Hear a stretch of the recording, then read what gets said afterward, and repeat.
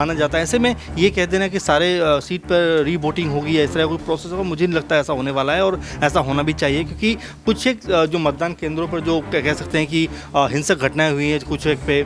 जो है आपस में जो है बीजेपी और कांग्रेस के कार्यकर्ता भिड़े हैं, इस तरह की खबरें सामने आई हैं। हालांकि कुछ एक जगह पर जो है बड़ी घटनाएँ भी हुई हैं, जिसमें एक जो पार्षद उनको गाड़ी से कुचलने का मामला भी सामने आया है। इसके अलावा कहीं कहीं ये भी कहा गया है कि शराब बांट कर लोगों को एक तरीके से अपने पक्ष में लाने का प्रयास किया गया है। तो अगर इस टेंशन में थे यहाँ पर जो चुनाव आयोग के अधिकारी कि छत्तीसगढ़ में इस तरीके की कोई हिंसा ना यहाँ पर भड़क जाए, लेकिन ये हुआ मध्य प्रदेश में। तो देखिए, मध्य प्रदेश में इस वक्त कांटे की टक्कर है। कांग्रेस और भाजपा दोनों मध्य प्रदेश को छोड़ना नहीं चाहते हैं और मध्य प्रदेश में जिस तरीके से कल की तस्वीरें सामने आ रही हैं कि कहीं पर पथराव हो रहा है, कहीं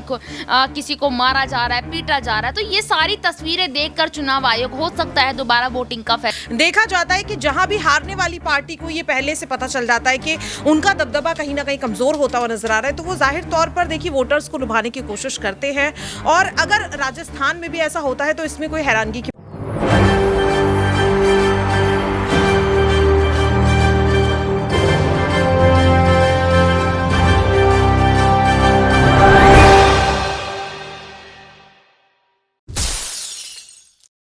नमस्कार, मैं दौलत शर्मा और आप देखना शुरू कर चुके हैं SPN9 न्यूज़ और आपका स्वागत है हमारे आज के खास प्रोग्राम बात सच की में, जहां पर बात करेंगे MP और छत्तीसगढ़ में कल हुए मतदान की, क्योंकि सुबह 7 बजे से लेकर शाम 5-6 बजे तक लगातार बवाल मचता रहा। खबरें यहाँ पर सामने की आती रही कि कभी पोलिंग बूथ पर हमला हुआ, कभी वहाँ पर वोट डालने आए मतदाताओं के साथ जो है दुर्व्यवहार हुआ और यहाँ पर कई बीजेपी प्रत्याशी जो है वहाँ पर प्रलोभन देते हुए नजर आए, यानी सीधे सीधे देखा जाए तो वोट खरीदते हुए नजर आए। और अब यहाँ पर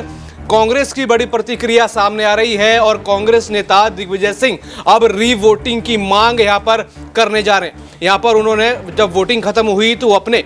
एक एक प्रत्याशी से बात करी, पूरा फीडबैक लिया और सामने ये आया कि कई पोलिंग बूथ पर यहाँ पर बीजेपी के नेताओं ने ईवीएम के साथ छेड़छाड़ करी। यहाँ पर ईवीएम में जो है गड़बड़ी की बात सामने आई। साथ ही साथ बात ये सामने आई कि बीजेपी के लोगों ने यहाँ पर वोट खरीदने की कोशिश की और अब यही मुद्दा यहाँ पर दिग्विजय सिंह उठाते हुए नजर आ रहे हैं और री वोटिंग की मांग यहाँ पर कर रहे हैं। और यहाँ पर देखना होगा कि री वोटिंग अगर होती है और यहाँ पर अगर मांग इसकी उठती है तो इसके ऊपर क्या फैसला लेंगे। और सीधे सीधे देखा जाए तो इस पूरे प्रकरण के लिए बीजेपी को और केंद्र सरकार को टारगेट किया जा रहा है, क्योंकि जब भी ईवीएम की बात आती है चुनावों के बीच माहौल यहाँ पर गर्मा जाता है और लगातार सवाल ये उठते हैं कि ईवीएम की गड़बड़ी करके ही यहाँ पर जो है बीजेपी वोट कमा रही है या बीजेपी यहाँ पर जीत रही है। लेकिन मतदाता नहीं चाहते कि यहाँ बीजेपी जीते। और 2018 में हमने MP में देखा भी था कि कांग्रेस की सरकार बनी थी, कमलनाथ को यहाँ पर बहुमत मिली थी और उन्होंने अपनी सरकार बनाई थी। लेकिन 2020 में जब सिंधिया ने पाला बदला तो उसके बाद हमने शिवराज सिंह चौहान के सर पर ताज देखा। लेकिन 2023 में जनता का मूड क्या है और इस री वोटिंग का मुद्दा अगर और आगे तक जाता है तो इससे कितना फर्क जो है मतदाताओं पर पड़ेगा और क्या वोटिंग परसेंटेज में भी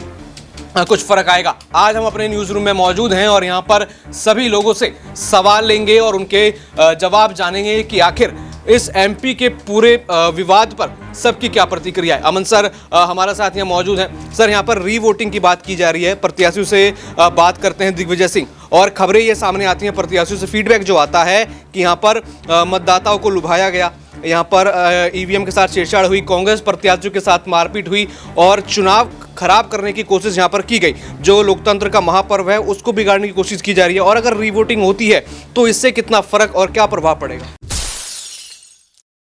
देखिए, री वोटिंग की जहाँ तक बात है दौलत, तो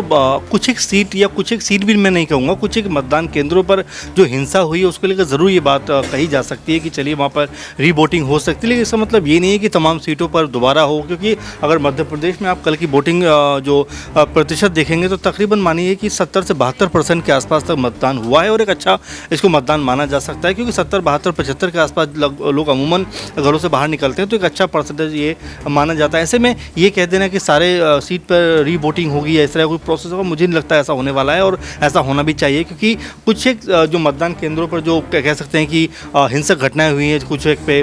जो है आपस में जो है बीजेपी और कांग्रेस के कार्यकर्ता भिड़े हैं, इस तरह की खबरें सामने आई हैं। हालांकि कुछ एक जगह पर जो है बड़ी घटनाएं भी हुई हैं, जिसमें एक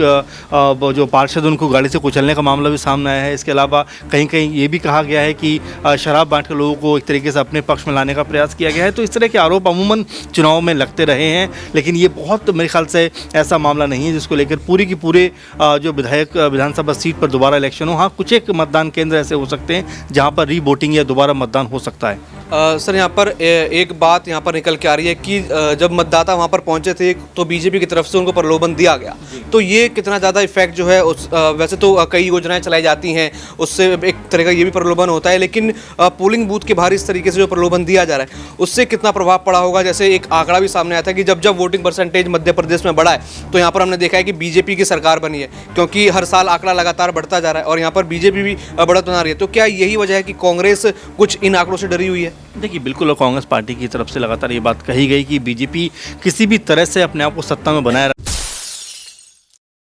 रखना चाहती है, इसलिए वो लड़ाई झगड़ा, हिंसा और शराब बांटने, पैसे बांटने, इस तरह का लगातार काम कर रही है। और इसी को लेकर जो कमलनाथ हैं, जो सीएम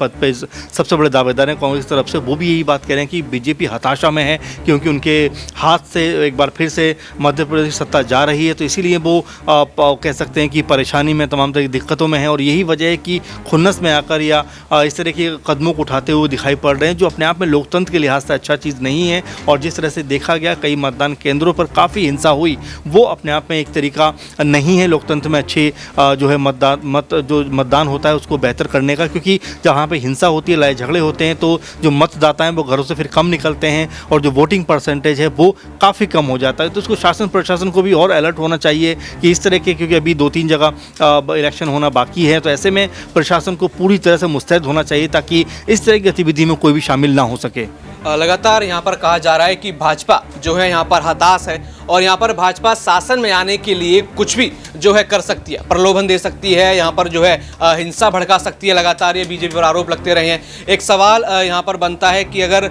रिवोटिंग की बात तो हमने यहाँ पर की, लेकिन देखा जाए तो बीजेपी जिस तरीके से यहाँ पर शासन में आना चाहती है, तो क्या बीजेपी आगे भी इस तरीके के हथकंडे अपनाती हुई नजर आएगी? क्योंकि राजस्थान और अन्य राज्यों में यहाँ पर चुनाव होने हैं। यहाँ पर नेहा हमारे साथ हैं, उनसे सवाल लेंगे। नेहा मैम, आगे भी चुनाव यहाँ पर होने, राजस्थान का चुनाव है और यहाँ पर बीजेपी के ऊपर बड़े आरोप लग रहे हैं, यहाँ पर रीवोटिंग की बात की जा रही है, तो आगे वाले चुनाव इससे कितने प्रभावित होंगे?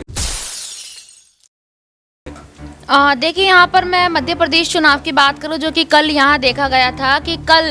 मध्य प्रदेश का चुनाव था। इस बीच यहाँ देखने को मिला कि मध्य प्रदेश में कई सीटों पर हिंसा होती नजर आई, तो कई सीटों पर यहाँ पथराव की भी खबर सामने आई है और यहाँ तक कि एक कांग्रेस कार्यकर्ता की मौत भी यहाँ पर देखने को मिली है और बीजेपी कार्यकर्ता पर भी हमला यहाँ होता नजर सामने आया। तो देखिए, ये सारी हिंसा जब देखी गई, तो कल की अगर मैं बात करूँ तो कल चुनाव आयोग की एक प्रेस कॉन्फ्रेंस भी थी, जिसमें एमपी को लेकर भी यहाँ कुछ फैसला लिया गया। और रीवोटिंग की रही बात, देखिए इतनी आसानी से तो रीवोटिंग यहाँ नहीं होगी, लेकिन चुनाव आयोग ने अगर कल प्रेस कॉन्फ्रेंस की है तो देखिए कुछ ना कुछ फैसला उसमें जरूर निकल कर आया होगा, क्योंकि यहाँ पर छत्तीसगढ़ नक्सलवादी एरिया है। छत्तीसगढ़ को लेकर इस टेंशन में थे यहाँ पर जो चुनाव आयोग के अधिकारी कि छत्तीसगढ़ में इस तरीके की कोई हिंसा ना यहाँ पर भड़क जाए, लेकिन ये हुआ मध्य प्रदेश में। तो देखिए, मध्य प्रदेश में इस वक्त कांटे की टक्कर है। कांग्रेस और भाजपा दोनों मध्य प्रदेश को छोड़ना नहीं चाहते हैं और मध्य प्रदेश में जिस तरीके से कल की तस्वीरें सामने आ रही हैं कि कहीं पर पथराव हो रहा है, कहीं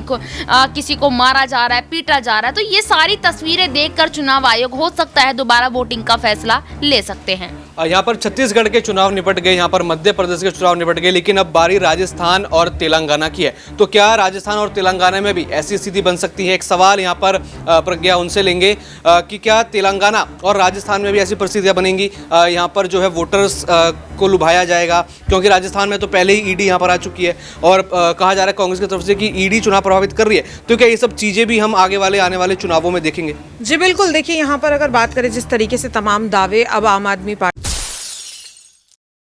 तो दौलत देखिए, जैसा कि आपने पूछा कि 5 राज्यों को जिस तरीके से आपने कहा, और मध्य प्रदेश हो या फिर मिजोरम हो या फिर यहाँ पर अगर जिस तरीके से बात करें छत्तीसगढ़, और अब 25 नवंबर को राजस्थान में चुनाव है। और बिल्कुल सिर्फ विधानसभा चुनाव या फिर ये वाले विधानसभा चुनाव ही नहीं, हर चुनाव में देखा जाता है कि जहाँ भी हारने वाली पार्टी को ये पहले से पता चल जाता है कि उनका दबदबा कहीं ना कहीं कमजोर होता हुआ नजर आ रहा है, तो वो जाहिर तौर पर देखिए वोटर्स को लुभाने की कोशिश करते हैं। और अगर राजस्थान में भी ऐसा होता है तो इसमें कोई हैरानगी की बात नहीं होगी, लेकिन वोटर्स को लुभाने की कोशिश यहाँ पर कौन सी पार्टी कर सकती है, ये सवाल बहुत बड़ा है। तो कहीं ना कहीं साफ तौर पर बीजेपी और कांग्रेस दोनों ही ये करते हुए नजर आएंगी, क्योंकि अंतरकलह का सामना दोनों पार्टियां राजस्थान में करती हुई नजर आ रही हैं। वोटर्स की नाराजगी का सामना दोनों पार्टियां करती हुई नजर आ रही, कार्यकर्ता हो, समर्थक हो, सांसद हो या विधायक हो, बीजेपी हो या कांग्रेस, दोनों ही पार्टी के तमाम नेता और समर्थक नाराज नजर आ रहे हैं। क्योंकि जब भी किसी प्रत्याशी का, किसी नेता का वोट कटा तो जाहिर तौर पर उनके समर्थक जो है वो नाराजगी को जाहिर करते हुए नजर आ रहे हैं, और इसी की वजह से बीजेपी और कांग्रेस दोनों इस वक्त कमजोर स्थिति में है। और जिस तरीके से मुख्यमंत्री अशोक गहलोत हो या फिर पूर्व मुख्यमंत्री वसुंधरा राजे सिंधिया हो, दोनों को जिस तरह से पार्टी अब दरकिनार करने की कोशिश करती हुई नजर आ रही है, और उनकी जगह साफ तौर पर सचिन पायलट कांग्रेस में लेते हुए नजर आ रहे हैं और बीजेपी में गजेंद्र सिंह शेखावत लेते हुए नजर आ रहे हैं। तो ये तमाम चीजें हैं जिसकी वजह से पार्टी में मनमुटाव काफी ज्यादा है, और इससे नुकसान होगा वोट बैंक पर। और अगर राजस्थान की बात करें तो देखिए, राजस्थान तो वैसे ही महफूज नहीं है। वहां पर जिस तरीके से दिन दहाड़े तमाम हम क्राइम देखते हैं, और हाल ही में मुख्यमंत्री अशोक गहलोत ने साल 2022 में हुए कन्हैयालाल कांड की बात भी की, उन्होंने जिक्र भी किया। तो इस तरीके की चीजें हैं जिन्हें बार बार कांग्रेस ला रही है ताकि वो बीजेपी को कमजोर कर सके। तो अगर बात करें बीजेपी की, तो बीजेपी भी इन तमाम मुद्दों को उठाते हुए नजर आ रही है, राज्य सरकार पर सवाल उठाने की कोशिश कर रही है। लेकिन अगर लुभाने की बात आपने जिस तरीके से कही, तो बिल्कुल यहाँ पर हो सकता है। हालांकि अभी तक कोई मामला सामने नहीं आया है, लेकिन अभी फिलहाल 7 दिन है, यहाँ पर 7 से 8 दिन है, तो यहाँ पर कुछ भी हो सकता है। तो अभी 2 राज्यों में भी यहाँ पर चुनाव बाकी हैं, और जिस तरीके से खबरें इन 3 राज्यों में से आई कि यहाँ पर प्रलोभन दिया गया, यहाँ पर हिंसा हुई, यहाँ पर मतदाताओं के साथ भी जो है अभद्र व्यवहार किया गया, तो देखना होगा कि चुनाव आयोग इन सब पे क्या एक्शन लेता है। और रीवोटिंग की बात जहाँ पर दिग्विजय सिंह ने करी, तो क्या वो बात सामने आती है और यहाँ पर रीवोटिंग होती है। और भी ऐसी खबरें जानने के लिए देखते रहिए SPN9 न्यूज़। धन्यवाद।